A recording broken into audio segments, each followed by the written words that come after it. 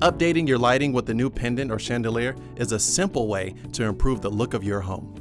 Most ceiling-mounted installations follow the same process. I'll show you everything you need to install a ceiling light fixture like a pro. Here's what you'll need. To begin, unbox and assemble the light fixture to make sure there are no missing parts. Set aside the light cover and bulbs for later. Now, before we install this light fixture, we want to make sure that the power is turned off at the electrical panel. Now we're going to remove this light fixture. We're going to use a voltage tester to make sure that there is no active power. Good.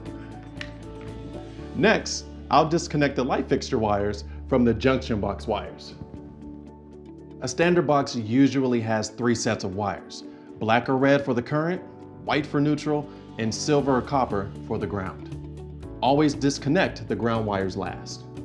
Now that my fixture wires are disconnected from the house wires, we can fully remove the fixture. Now we're going to remove the O mounting bracket and install the new one. Have our new mounting bracket screws. We want to make sure we put these wires right through the center. Now that our old fixture is gone, it's time to wire the new one. Connect the new black wire to the house black wire, connect the white to white, and cap it. Now you want to put the copper to the ground. And we want to make sure that we tuck in the junction box. Time to hang the light fixture. Place a canopy over the outlet box and secure with the supplied screws.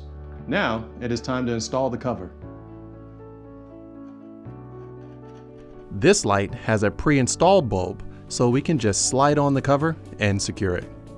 In most cases, you'll need to insert the bulbs first, then slide on the globe and tighten each of the lock nuts. Flip the switch at the breaker box and then turn on your light.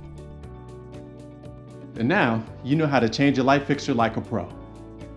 Good luck, and thanks for shopping at the Home Depot.